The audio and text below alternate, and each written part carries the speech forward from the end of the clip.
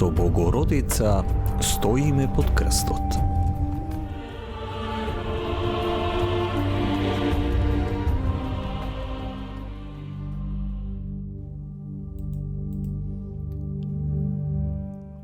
Радосно заигра. Штом го чуе Елисавета поздравот на Марија, заигра младенецот во утробата нејзина. И Елисавета се исполни со Дух Свети, па извика гласно и рече: Благословена си ти меѓу жените, и благословен е плодот на твојата утроба. И откаде со мене ова, при мене да дојде мајката на мојот Господ, зашто ете кога пристигна гласот од твојот поздрав душите мој, радосно заигра младенецот во утробата моја. И блажена е таа која поверува, зашто ќе се исполни она што и рекол Господ.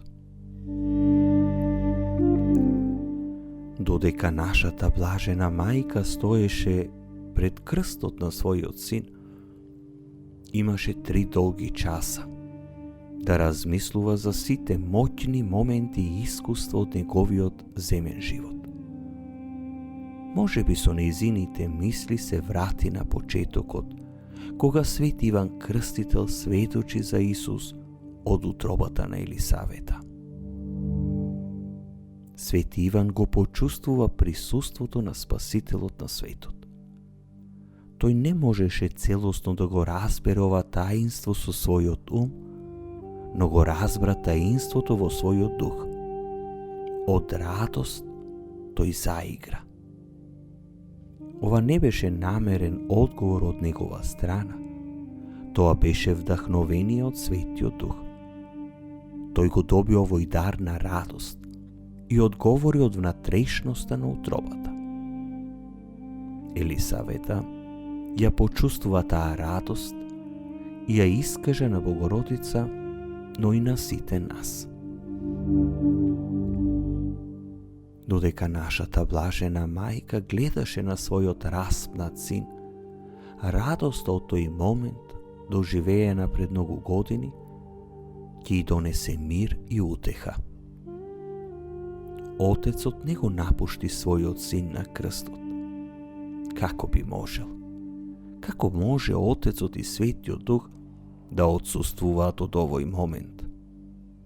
Светиот Дух беше тој што пред сите тие години со радост го вдахнуваше Свети Иван, а сега Светиот Дух повторно ја вдахнува Исусовата мајка со радост, што ја надминуваше дури и смртта на нејзиниот син.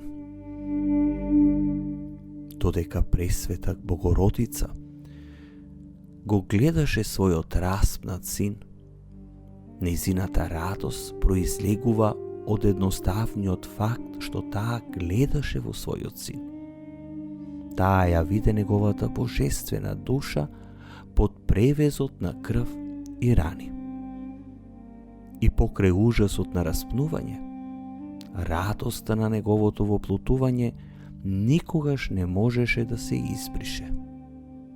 Тој беше Бог, а беше и нејзин син, нејзино тело и крв.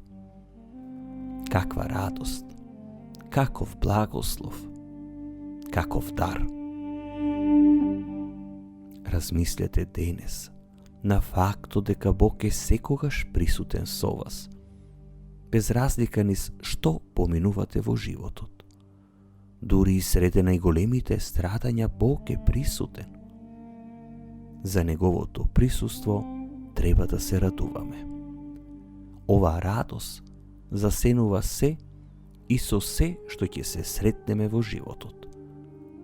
Нека радоста на Божјото присуство влезе во вашето срце овој ден, додека гледате со нашата блажена мајка на страдањето на Синот Божји. Најдрага мајко, твоите очи го видоа најголемиот ужас што некогаш се случил, но твоето срце заигра од радост. Радоста што ја почувствува беше резултат на светиот и едноставен факт дека без разлика што му праве на твојот син, тој сепак беше Бог и тој се уште е твој син. Неговото присуство секогаш влеваше надеж и радост и ништо не можеше да ти го одземе тоа. Драга мајко, моли се за мене, да можам да ги задржам моите очи во божественото присуство на твојот син, без разлика на се што ќе поднесам во животот. Тоа божествено присуство нека биде радост што ќе ми овозможува секогаш да се радувам. Мој драг Спасителу, колку и да си претепан и ранет, јас се радувам на Твоето божествено присуство во мојот живот. Се радувам на Твоето воплотување и соединување со мене. Никогаш да не дозволам радоста на Твоето присуство да биде засенета од страдањата на животот. Пресвета Богородице, моли се за нас. Исусе, верувам во Тебе.